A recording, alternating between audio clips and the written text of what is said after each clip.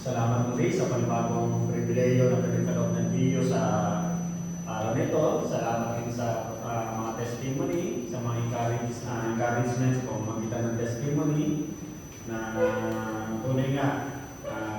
Kumbaga, isang paalala lang talaga sa atin na sapat na yung alalahanin sa isang araw.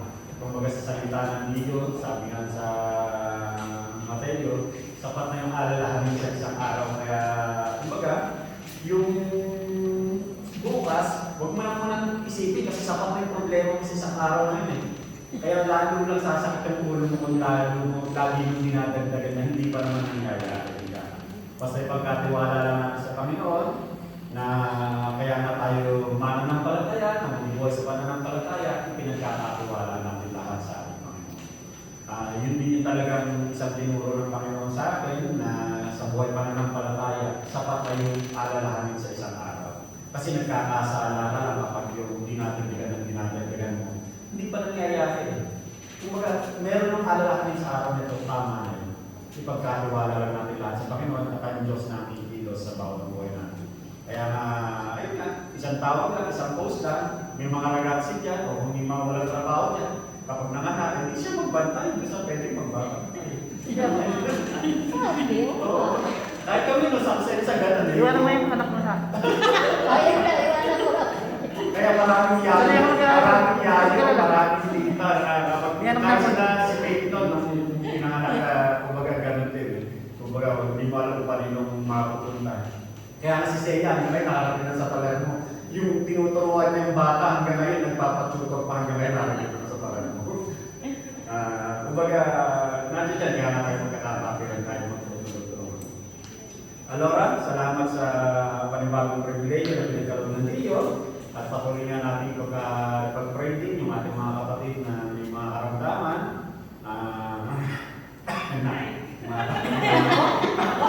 Ikaw yata. Tumig muna tayo. Alora, ang ating mensahe sa hapon na ito, manggagaling sa aklat ng unang Korinto, chapter 4,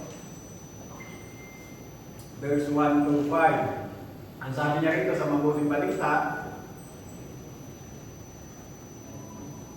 dapat ninyong kilalanin na kami mga lingkod ni Kristo at katiwala ng mga hiwaga ng Diyos. Ang katiwala ay kailangan maging tapat sa kanyang Panginoon, walang anuman sa akin kung ako'y Amen. Kung ako'y katulad ninyo o ng alinman, hukuman ng tao, ako man ay hindi umakatol sa aking sarili. Malinis ang aking bundi, subalit hindi yun katibayan na ako'y walang kasalanan. Ang Panginoon ang mahatol sa akin, kaya huwag kayong pumatol nang wala pa sa panahon. Maghintay kayo sa pagdating ng Panginoon. Siya ang maglalantad ng mga bagay na ngayon natatago sa kadiliman at maghahayag ng mga lihim na hangarin ng bawat isa. Sa panahon iyon, bawat isa ay binigyan ng Diyos ng angkop na parangal. Ang mensahe ng Panginoon sa hapon ito ay may titulong Evaluating the Servants of God. At bago tayo magpatuloy, manalangin po muna tayo. Hallelujah. Dakilang Diyos, Diyos na makapangyari sa lahat, minsan pa Ama, patuloy ka namin tinataas sa oras ito. Pinasasalamatan, Panginoon, sa mga testimonies, paral, sa mga awitin na inahandog, Panginoon, sa pagkakarapat dapat kayong tumanggap ng lahat ng mga ito, O Diyos. Ikaw lamang, O Diyos, ang buhay. Ikaw lamang, O Diyos, ang siyang tunay. At wala nang ibang Diyos maliban sa iyo, Panginoon. Salamat po, O Diyos, sapagkat patuloy mo kami tinuturuan, patuloy mo kami hinuhubog, Panginoon, sa pamamagitan ng mga paalala mo, ng mga salita mo, Panginoon. At minsan pa, patuloy namin kinikilala, O Diyos, na tunay niya. Ikaw po, O Diyos, ang siyang makapangyarihan, Panginoon. Ikaw po, O Diyos, ang siyang may control sa lahat ng bagay, Panginoon.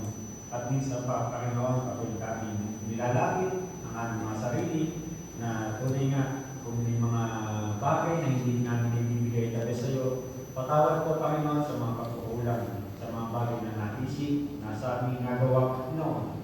Ang dalangin mga po, Diyos, na tunay nga o Diyos na makagiging karapat dapat Panginoon ang bawat isa sa atin sa mga sandali ito. Higit Panginoon ang iyong panlingkod Panginoon. Pangunahan mo Panginoon ang bawat isa, patuloy mo bigyan ng kapaguman kalamang ng gagaling lamang sa iyo Panginoon. Lord, sa kalaban ko, sa inang mong papuri para malapit pa sa tayong mga lamang ng iyong anak ni Jesus na ang Panginoon sa rin tayo Panginoon. Amen. Hallelujah. Kung tutusin, hindi rin ako nakatulong ng Mars. Sa ng ulo, kanina. Alora, dito nga sa aking pag-aaralan, ang sabi nga rito, evaluating the servants of God. O sa Tagalog, yung pagsusuri sa mga lingkod ng Diyos. Sa 1 Corinthians chapter 3, verse 1 to 5, ang sabi diyan, mga kapatid, hindi ko kayong makausap bilang mga taong nagtataglay ng Espiritu. Kailangan kausapin ko kayo bilang mga taong namumuhay pa ayon sa laman at mga sanggol pa sa pananampalataya kay Kristo. Gatas ang binigay ko sa inyo noon at hindi matigas na pagkain, sapagkat hindi ninyo kaya iyon. Subalit hanggang ngayon ay hindi pa rin ninyo kaya, sapagkat nananaig pa sa inyo ang laman. Ang inyong paghihingitan at pag-aaway-away ay palatandaan na makasanlikutan pa kayo at namumuhay ayon sa laman. Kapag sinasabi ng isa, ako kay Pablo, at ng iba, ako kay Apollos, hindi ba't palatandaan iyan na kayo'y namumuhay pa ayon sa laman? Sino ba si Apollos at sino si Pablo? Kaming mga lingkod lamang ng Diyos na kinasangkapan niya upang akayin kayo sa pananampalataya kay Kristo. Ginawa lamang ng bawat isa sa amin ang tungkulin ibigay ng Panginoon. Dito, alam natin na ang aklat ng Korinto, alam natin na ang sumulat niyan ay si Apostol Pablo. At alam din natin na ang iglesia ng Korinto, marami siyang problema. At sa pagkakataon ito, ang tinutukoy ni Apostol Pablo ay yung problema sa iglesia ng Korinto na kung saan ay nagkakaroon ng division o hiwa-hiwalay, pagkakagrupo-grupo, ika na. At ito, makikita na natin na sinasabi niya na kumbaga itong pagkakagrupo-grupo ito, sinasabi ako'y kay Apollos, ako'y kay Pablo, kumbaga meron silang mga kanya-kanyang kinikilingan kung sino yung mga tagapanguna na gusto nilang lapitan, o paniwalaan. At dito, makikita rin natin na sinasabi rin sa aklat ng Ephesians chapter 4, 11 and 12, sabi niya rito, at binigyan niya ang ilan ng kaloob upang maging mga apostol, ang iba naman mga propeta, ang iba yung mga evangelista, at ang iba yung mga pastor at mga guro. Ginawa niya ito upang ihanda sa paglilingkod ang lahat ng mga hinirang upang maging matatag ang katawan ni Kristo. Dito makikita natin na may mga iba't ibang kaloob o may iba't ibang ministry na ipinagkaloob ang Panginoon sa bawat isa. Kumbaga sa loob ng iglesia, may kanya-kanyang mga gawain, may kanya-kanyang pinagkatiwalang gawain para sa Kanya. At dito, ang sabi nga, ipinagkaloob itong mga gawain ito para sa ikatatatag ng Kanyang iglesia. At dito, makikita rin natin na may mga ginamit bilang mga tagapanguna ng iglesia. At dito makikita na natin, katulad na nabanggit ko kanina, na ang isang naging problema sa iglesia ng Corinto ay nagkakaroon sila ng division kung sino yung tagapanguna na kanilang kinikilingan. Kaya dito makikita natin sa ating pag-aaral na nakakalungkot pang isipin na sa mga Kristiyano, kumbaga, hinuhusgahan nila ang mga lingkod ng Diyo o yung mga tagapanguna halimbawa ng iglesia sa pamantayang kanilang batayan. Nandiyan na masyado nilang itinataas yung kapag meron silang hinahangaan na pastor o tagapangunan, kumbaga masyado na nilang itinataas na parang tingin na nila ay isa na siyang tagahanga ng kanyang itinataas o pinaniniwala ang pastor o tagapanguna ng iglesia.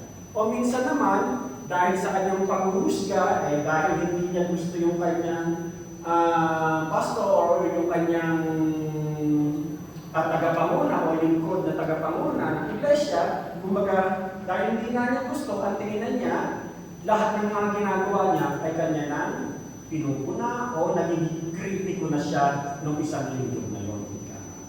Kaya dito makita natin na dapat natin maunawaan na sa mensahe ito na dapat sa ating pananaw sa mga ginagamit na lingkod ng Diyo, kumbaga ang focus natin, kaya tayo nagkakasama-sama kung bakit tayo naglilingkod, ay walang iba para sa ating Panginoon Yesu Cristo. At dito nga sa ating mensahe na ating pag-aaralan, ang mensahe ng Panginoon sa araw nito, yung evaluating the servants of God. Meron tayong 4 na titingnan. Ang unang punto natin titingnan, ang sabi nga niya rito, ay what God says. Yung sinasabi ng verse 1. Doon sa verse 1 ng ating talata, ang sabi niya rito, dapat ninyong kilalanin na kami mga lingkod ni Kristo at katiwala ng mga hiwaga ng Diyos. Sa King James Version, sa English, ang sabi niya rito, let a man so account of us as of the ministers of Christ and stewards of the mysteries of God. Dito makita natin na sinasabi dyan na let a man so account of us as the ministers of Christ. Kumbaga, ang sabi niya, ministers of Christ, kami mga lingkod ni Kristo, ang sabi ni Apostol Pablo. At dito makita natin, pag sinabi mong dapat ninyo kami tanggapin bilang mga lingkod ni Kristo, sabi niya rito, dapat natin maintindihan na ano nga ba ang ibig sabihin ng ministers of Christ o lingkod ng Diyos. At dito makita nga natin, pag sinabi mong minister, kung bagay hindi nakasalit yan, kaya ako nagsusulat kayo, o kung nagre-review kayo, pag sinabi mong minister, ang pinaka-ibig sabihin talaga niya, servant, tagapaglingkod, alipin, utusan, lingkod ng ating Panginoong Diyos. Kung bagay yan ang ibig sabihin ng minister. At dito nga maintindihan natin na sinasabi sa 1 Peter chapter 4, verse 10, each of you should use whatever gift you have received to serve others, faithfully administering God's grace in its various forms. At dito nga makita natin, ang sabi nga niya rito, bilang mabubuting katiwala ng iba't ibang kaloob ng Diyos, gamitin ninyo sa kapakinabangan ng lahat ang kakayahang tinanggap ng bawat isa sa inyo. Dito maintindihan natin, maunawaan natin na sinasabi ni Apostol Pedro at malinaw na ipinaunawa sa atin na lahat ng mga mananampalataya, lahat ng Kristiyano, ika na, ay minister, lingkod ng Diyos. At dito makita natin na ang sabi na, gamitin natin yung lahat ng mga bagay na pinagkatiwala sa atin, ika na. Kumbaga sabi nga niya rito, bilang mabubuting katiwala ng iba't ibang kaloob ng Diyos, gamitin ninyo sa kapakinabangan ng lahat ang kakayanan tinanggap ng bawat isa sa inyo. Kumbaga iba't iba ang ibinigay na kaloob at kakayanan para gamitin sa kanyang paglilingkod. Kumbaga iba't iba. At dito makita rin natin na dapat din natin maunawaan na sa paglilingkod, kumbaga, pag sinabi mong minister, kumbaga meron yung talagang sinasabi rin pinagkatiwalaan, ika. Pare-parehas tayong utusan ng ating Panginoon sa Kristo, pero kumbaga meron tinatawag na responsable, ika. Merong responsable na tinatawag. At ang sabi niya dito, kapag sinabi mo sa iglesia, ang responsable yung mga elders, yung mga pastor, ika. Siya yung pinaka-responsable. Pero pare-parehas tayong lingkod ng Diyos. Yun nga lang, mayroong responsable. At dito makita natin, pag sinabi mga responsable sa iglesia, yung mga pastors, yung bishop, o yung mga elder ng iglesia. At dito makita nga natin, yung sa verse 1 ng ating talata, ang sabi nga niya rito, and he says, stewards of the mysteries of God, at katiwala ng mga hiwaga ng Diyos. Kumbaga katiwala. Sa kanya ipinagkatiwala bilang responsibility ka. Katulad halimbawa, sa isang mayamang pamilya, o halimbawa, yung mga nakapanood ng Sound of Music, halimbawa, hindi ko alam kung anong rango nung tatay ng mga ragazzi doon, ika na, Colonel ba o ano. Doon, nakita natin na yung isang biyudong military officer, ika nga, marami siyang anak.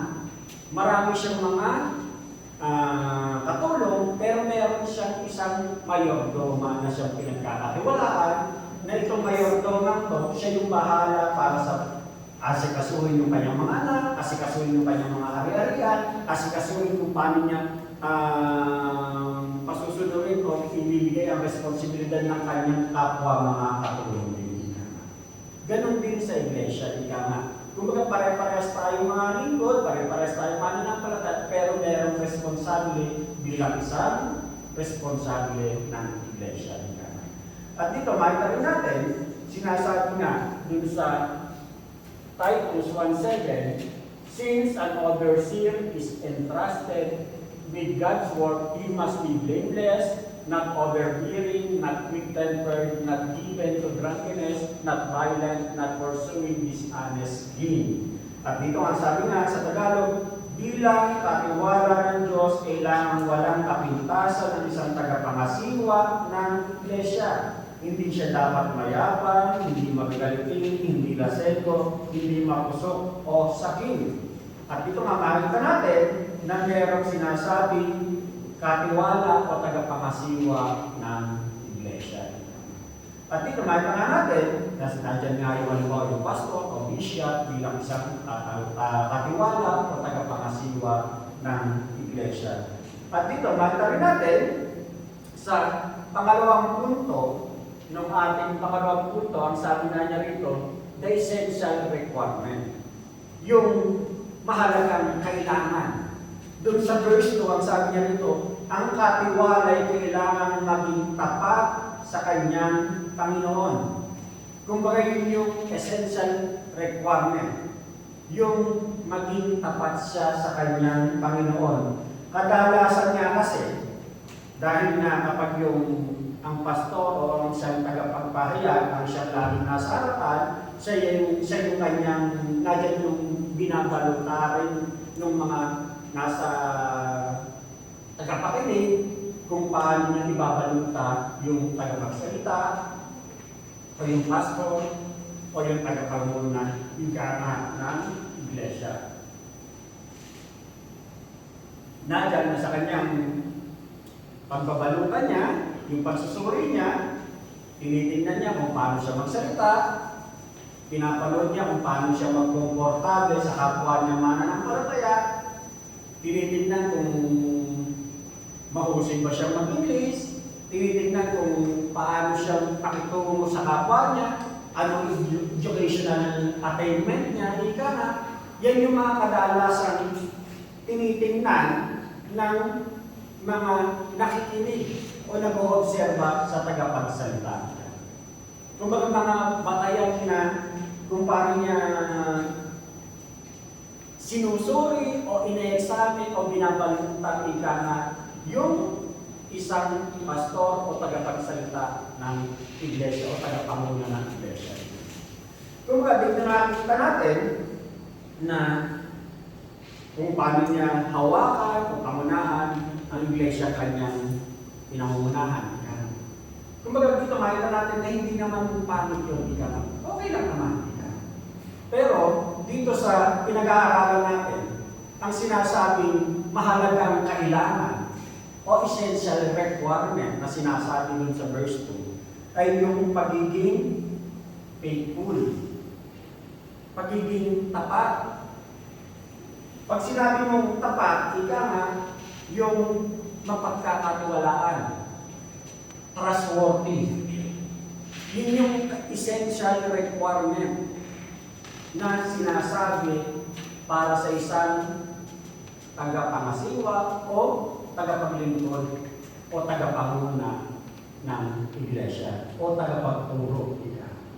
Kumbaga yung pagiging tapat niya o yung pagiging trustworthy niya. Kasi pag sinabi mong faithful, ang pinaka-ibig sabihin niya, trustworthy, mapagkakatiwalaan. At dito makita natin na ang sinasabi nga niya rito, pag sinabi mo faithful steward, kumbaga mapagkakatiwalaan siya dun sa mga bagay na ipinagkatiwala ng kanyang Panginoon o ng kanyang amo. Na mapagkakatiwalaan siya na gagawin niya yung mga bagay na ipinagkatiwala sa kanya kahit walang nakatingin o ba kahit minsan nahihirapan ka, nasasaktan ka, pero yun yung ibinilid sa iyo, pinagagawa sa iyo, gagawin mo. At dito makita nga natin, ang isang pinagkakatiwala sa isang tagapagpahayag o tagapanguna ng iglesia, kumbaga may bahagi niya yung mga bagay na ibinilid sa kanya para sa pangangailangan ng kanyang nasasakupan. Halimbawa, kung sa isang pastor, pakainin mo yung mga miyembro mo ng mga dapat na pagka-spiritual na kung ano yung iniutos ng iyong Panginoon, ng iyong guro. Walang iba ang ating Panginoon sa Kristo. At dito makita natin na sa mga bagay na yun, kumbaga maraming bagay na kumbaga ang sabi nga niya rito, faithful dun sa ipinagagawa ng iyong Panginoon. Kasi kung tutusin, may mga tagapagsalita o may mga nagsasalita minsan o madalas na kung ano yung sarili niyang opinion, kukuha siya ng text para ipasok dun sa kanyang opinion o sa kanyang pinaniniwalaan. Pero, ang sinasabi nga niya rito, kaya na dapat mapagkakatiwalaan dun sa itinuturo. Kasi, dapat natin maintindihan na sa pagpapahayag ng salita ng Diyos, kumbaga, hindi ka basta-basta magpapahayag ng salita ng Diyos na inaayon mo sa sarili mong opinion. Kumbaga, ipapaliwanag mo yung text, kaya nga expository, kumbaga, ipinapaliwanag mo yung text, ayon dun sa talata kung bakit siya sinabi, di ka ba? At sa mga panahon, mga sandali niyo kung bakit siya sinasabi. At kung kanino siya sinasabi. Kumbaga, kasi, ang isang text, pwede mo siyang pilipitin kung gusto mong pilipitin ayon sa paniniwala mo. Kung gugustuhin mo, pwede. Ngayon, kaya nga, ang dapat na sinasabi na mapagkakatiwalaan kasi ipinaliliwanag mo yung mensahe ayon dun sa kung bakit siya sinabi dun sa talatang yun. At dito makikita natin na ang sinasabi nga niya rito na sa pagkakatiwalaan na sinasabi, may pahayag mo ang salita ng Panginoon ayon sa nais niya pagpapahayag. Hindi dun sa sarili mong opinion. At dito makikita natin na ang sabi nga niya rito, the Bible is not a proof text for my opinion.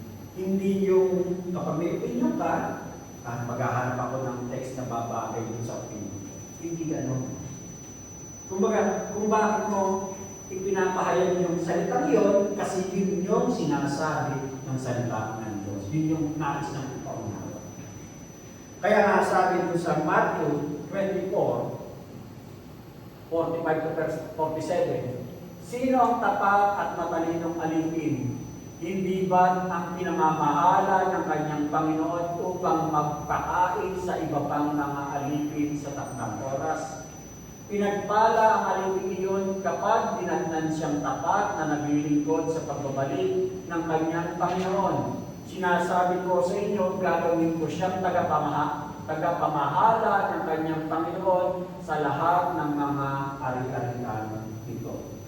Kaya nga, kadalasan sa isang nagpapahayag ng salita ng Diyos, kapag ipapahayag mo talaga siya ng tama, may mga nasasaktan, may na-open, pero yun yung dapat ipahayag kasi yun yung itinuutos ng salita ng Diyos. Yun yung nais naman.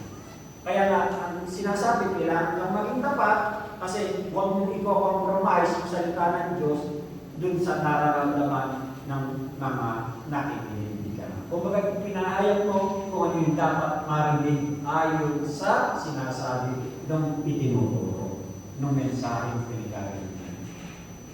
At ito mamahal natin, ang sabi nga niya rito, being faithful, that's what ought to be valued most of all in a preacher or teacher.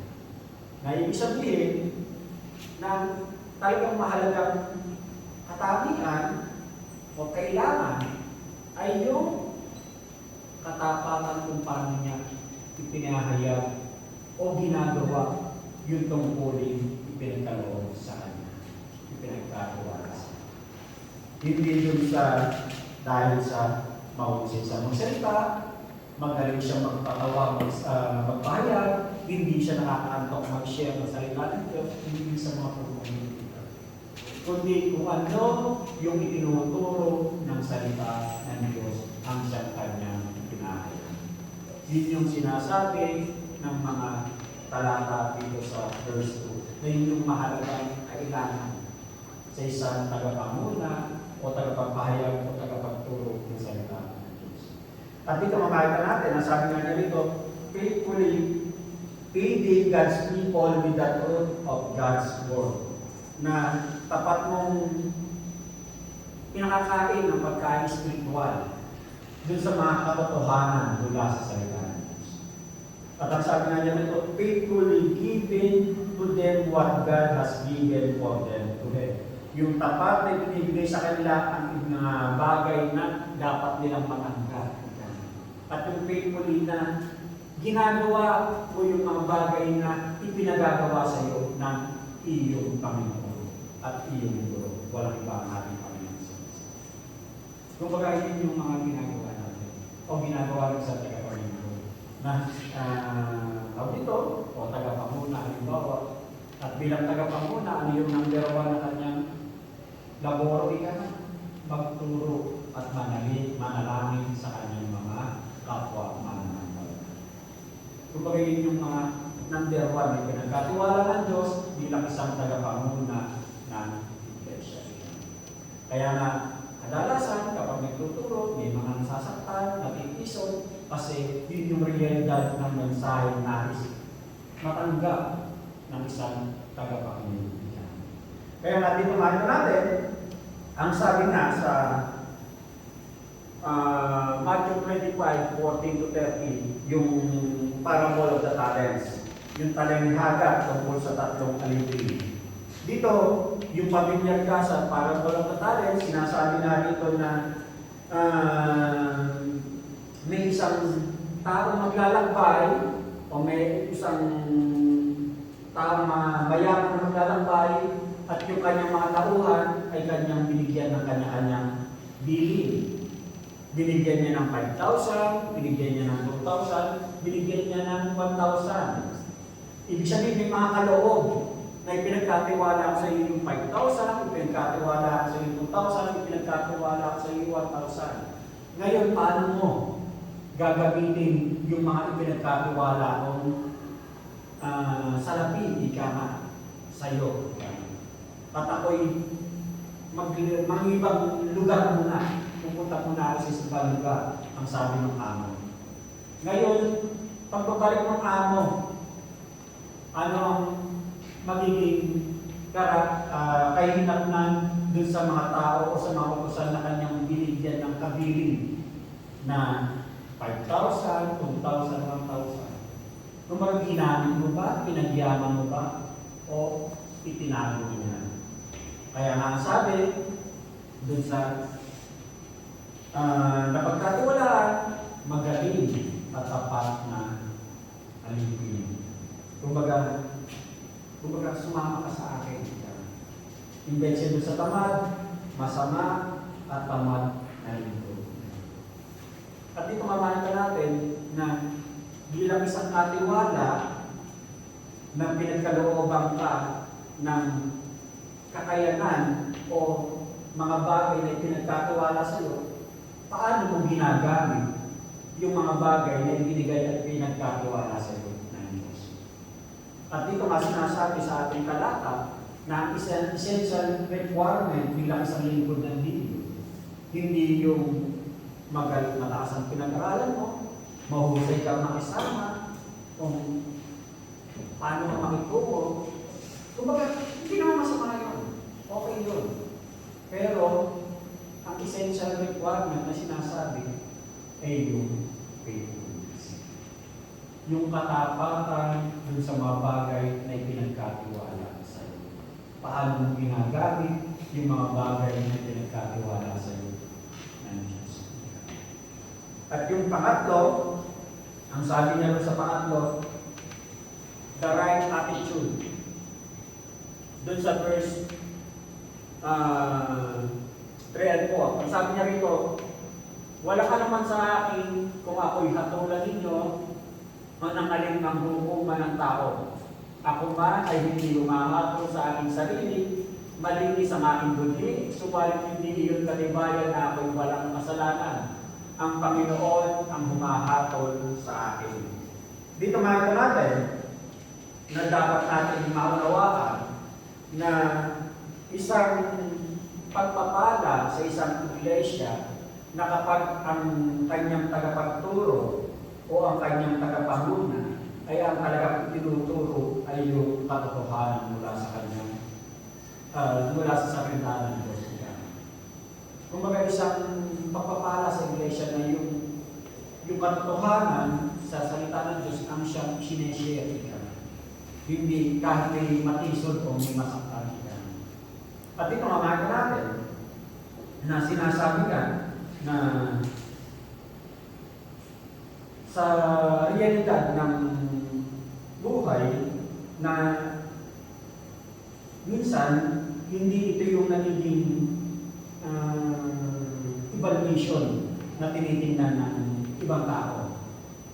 Na kasi nga, pag nasasaktan siya, para bang lumalayo, umiwalay, kasi nag-isod ka.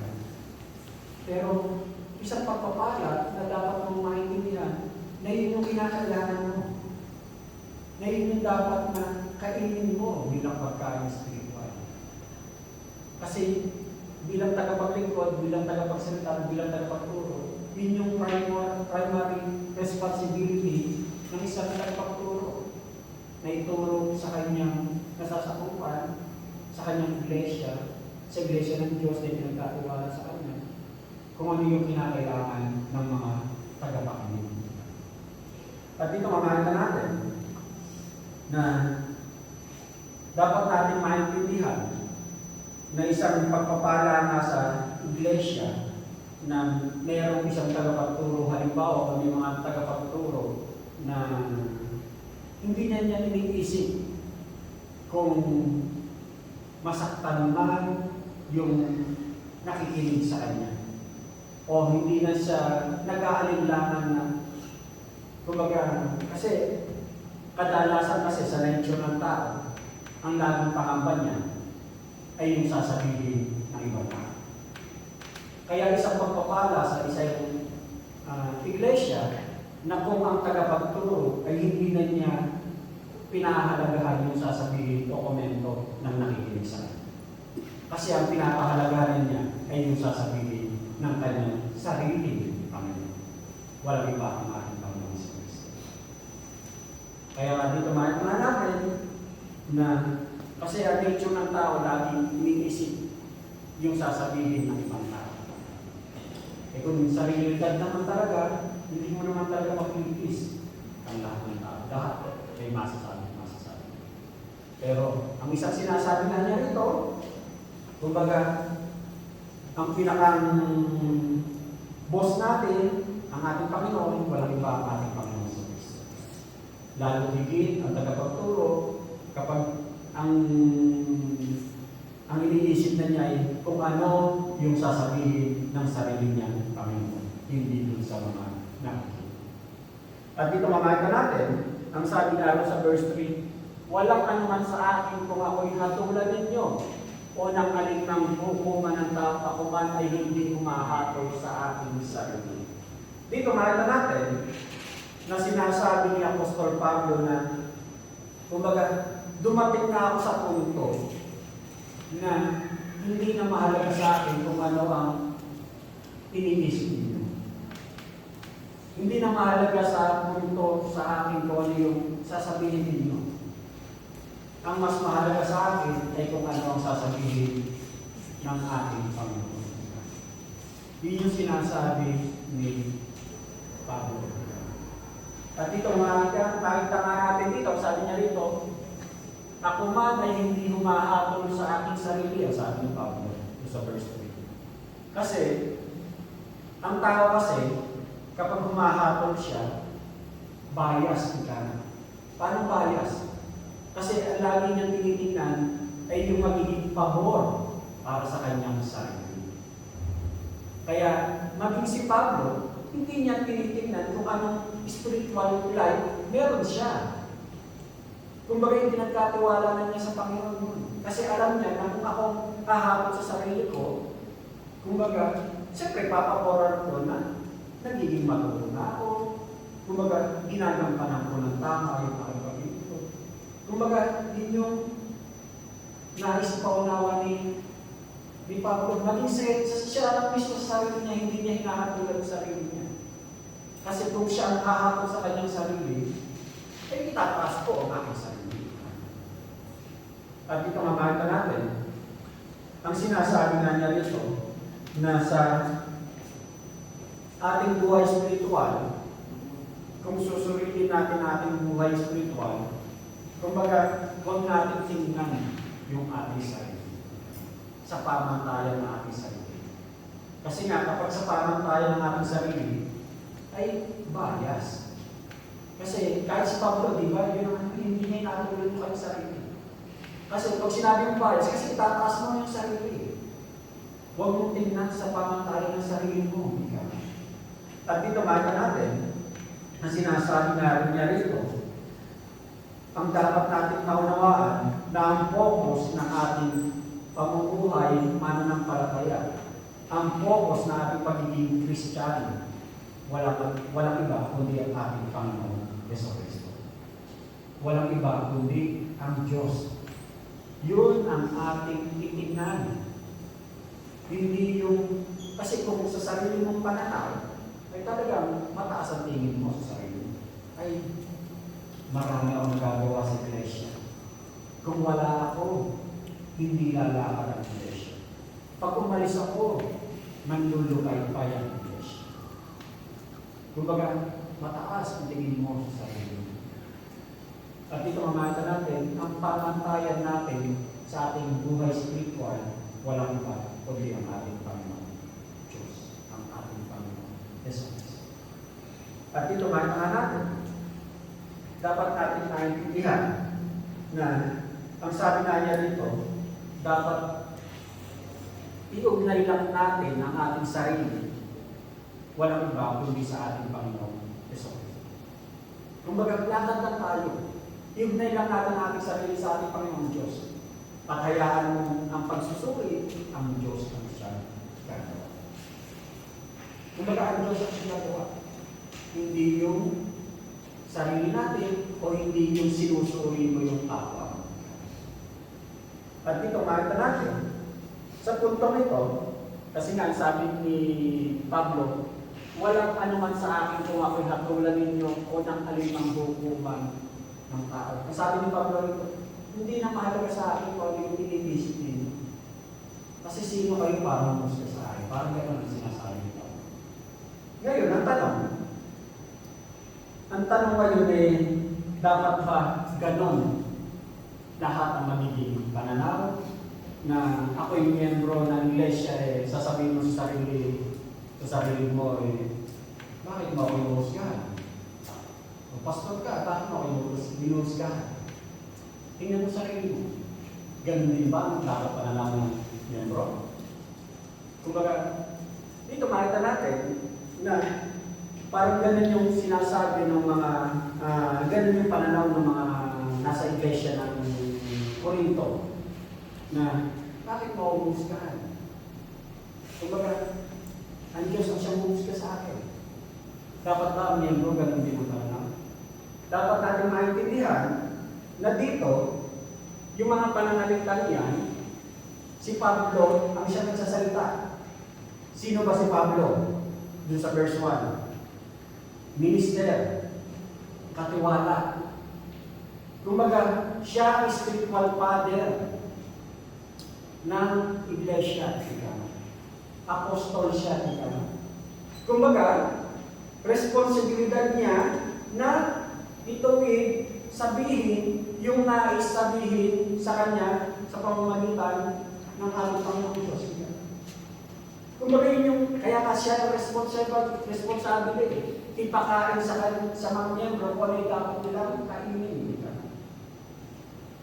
Kumbaga, bilang miyembro, maintindihan mo na yung tagapanguna, tagapagturo, ginagamit siya para kainin mo yung pangangailangan ng spiritual.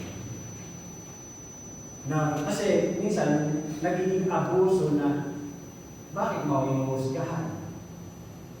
Sino ka ba para humusgahan? Pero may ginagamit nga ang Diyos para ipaunawa sa iyo na ito yung nais ituro sa iyo. At dito makita natin, dun sa Romans 14:4, ang sabi niya rito, sino ka upang humatol sa lingkod ng iba? Ang Panginoon lamang niya ang makahatol kung siya'y karapat-dapat o hindi, at ituturing naman siyang karapat-dapat sapagkat kayang gawin iyon ng Panginoon. Kasi nga, may kanya-kanyang tungkulin na ipinagkatiwala sa Kanya o sa ating iyan. At sa puntong bilang tagapanguna, tagapagturo, kumbaga, siya yung ginagamit para ituwid mo yung maling ginagawa. At dito, makita natin na sinasabi naman dito, ika nga, na dun sa verse 4, ang sabi niya sa verse 4, malinis ang aking budi, subalit hindi iyon katibayan na ako'y walang kasalanan, ang sabi naman ni Pablo. Kumbaga, malinis ang aking budi, subalit hindi iyon katibayan na ako'y walang kasalanan. Ang Panginoon ang humahatol sa akin.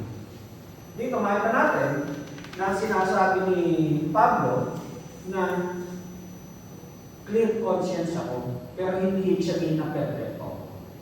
Maging ako ay may pagkukulang. Ang sabi ni Pablo. Pero, kumbaga, ang nahahatol sa akin, ang Panginoon. Ang Panginoon ang nahahatol sa akin kasi siya yung aking master. Kumbaga, bilang isang tagapaglingkod, tagapagturo, itinutuwid ang kanyang miyembro kasi siya yung responsable. Ngayon, bilang responsable, hindi ibig sabihin na perfecto ako nasabi ni Pablo, ngayon ako ang mananagot sa Diyos kung ako man ay may mga pagkukulang, may mga pagkakasa. At dito mamakita natin na sinasabi nga niya rito na ang Diyos ang siyang talaga nakakaalam ng bawat puso ng bawat isa. Ang siyang nakakaalam. Kaya nga sinasabi nga rin sa James 3:1, mga kapatid, huwag maghangad na maging guro ang marami sa inyo dahil alam ninyo na tayo mga nagtuturo kaya hatulan ng mas mahigpit kaysa iba. Kasi maging ang mga tagapagturo ang siyang mananagot sa kanyang mga itinuturo o dun sa mga bagay na ipinagkatiwala sa kanya. Kaya nga, ang isang tagapagturo o isang pastor, halimbawa, kung hindi niya itinutuwid ang kanyang miyembro o hindi niya sinasabi ang mga pagkukulang niya, ang mananagot, siya. Siya ang ako o ang tagapaglingkod ang siya mananagot sa Panginoon. Kaya nga, yung sinasabi kanina na magpasalamat ka kapag ang iyong pastor o iyong tagapagturo ay dumating na sa puntong hindi na ako mahalaga kahit na ako kayo, basta masabi ko lang yung dapat marinig ng kanyang. Kasi ang mananagot, ay yung tagapagturo sa kanyang Panginoon. Maging kayo kung kanyang mga miyembro.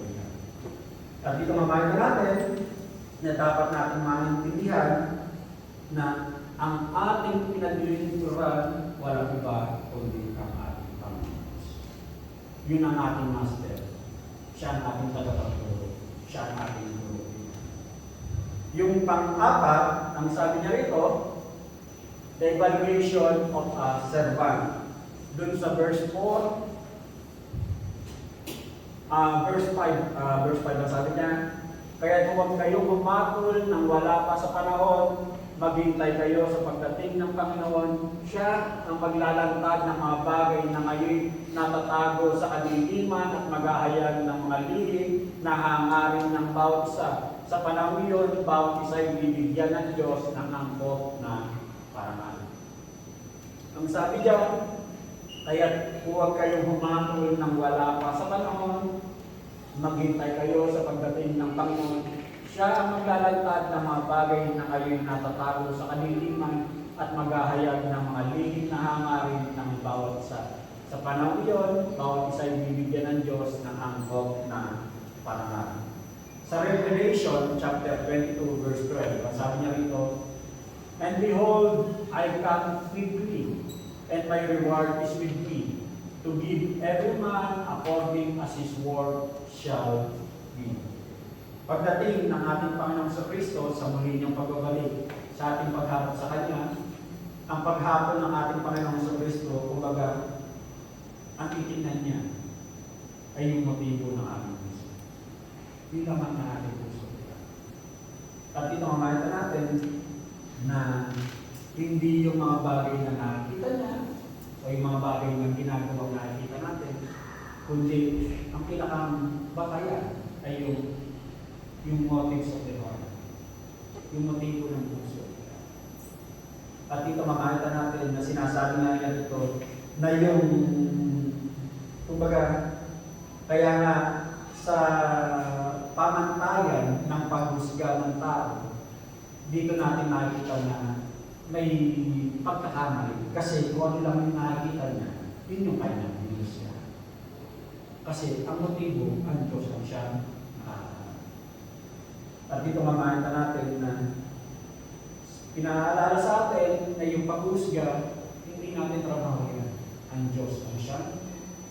May labor. Kaya nga, sa ating paglilingkod, sa 1 Corinthians chapter 3 verse 12 to 15, ang sabi niya ito, may nagtatayo na gumagamit ng ginto, pila, o mahalagang bato.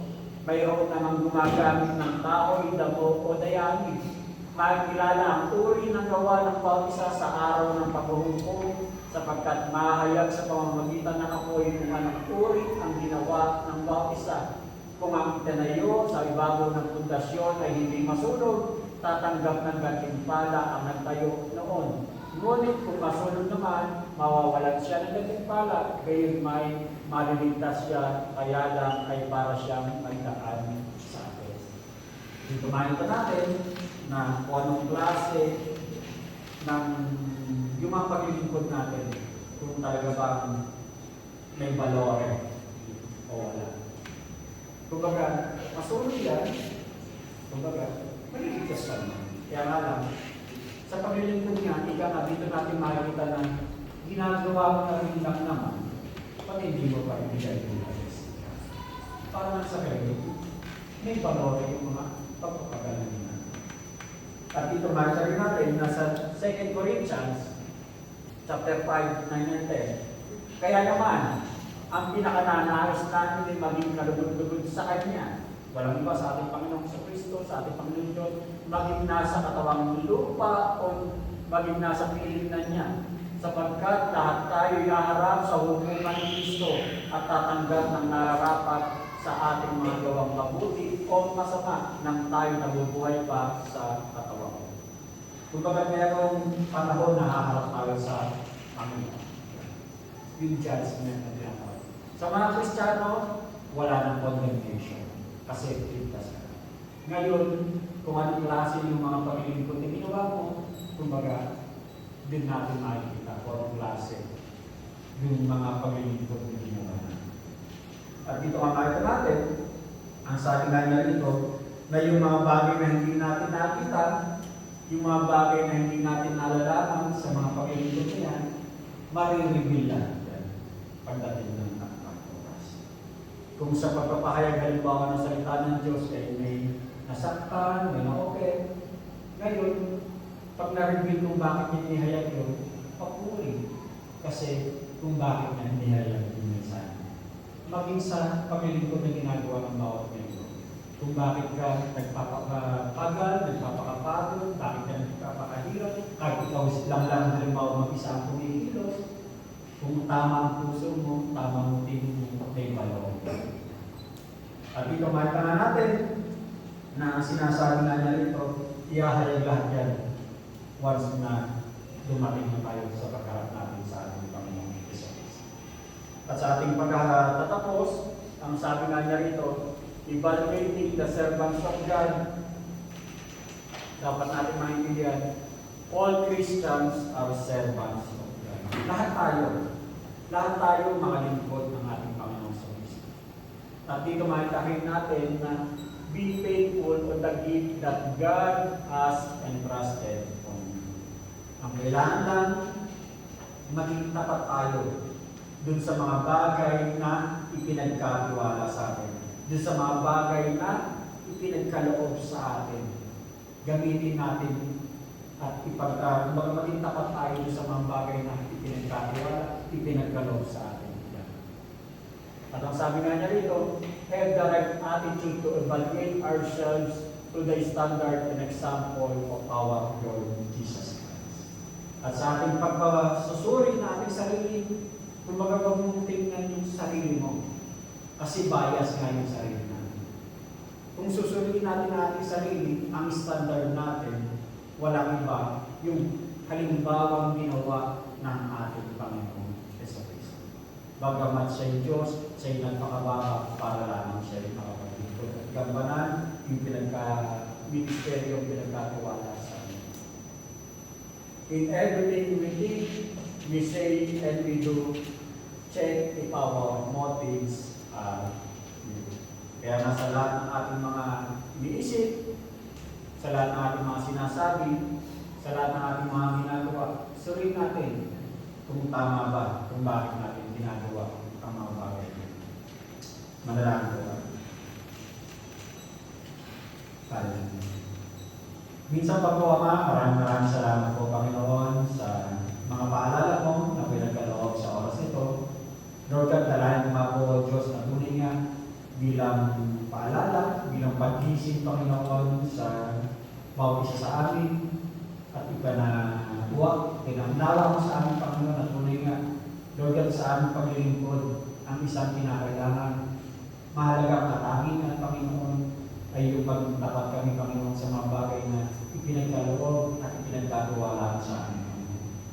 Dalayan mo po, Diyos, na tunay nga ang mga paalala nito, Diyos, Lord God, patuloy na gumising sa mga bagay na kung saan kami parang nagiging relax, nagiging kalmado, kung hindi namin nabibigyan ng atensyon, Panginoon. Dalayan mo po, Diyos, na tunay nga nasa oras ito, patuloy mong pagpalain, Panginoon, ang bawat kapatid na narito na nakapakinig, maging sa iba pang makakapakinig, Panginoon, ng mensahe nito, O Diyos. Dalayan mo, O Diyos, na tunay nga na patuloy mong tulungan ang bawat isa, na tunay nga, O Diyos, na mapagtagumpayan namin, mapagtagumpayan ang bawat isa, Panginoon, ang kanyang kahinaan, upang sa gawing paggampanan ang mga tungkulin, ipinagkatiwala mo sa bawat isa sa amin, Panginoon. Salamat po, O Diyos, sa oras nito at dalayan ko po, O Diyos, na tunay nga na patuloy namin suriin ang aming mga sarili, na tunay nga kung bakit kami naglilingkod ay walang iba para sa iyong glory, Panginoon. Lord God, salamat po, O Diyos, sa oras nito at dalayan ko na tunay nga, Lord God, nanigyan ka namin, Panginoon, na pagpulit parangal na karapat-dapat namin sa iyo, Panginoon. Ito po, O Diyos, ang aking isang dalangin. Salamat. In Jesus' name I pray. Amen.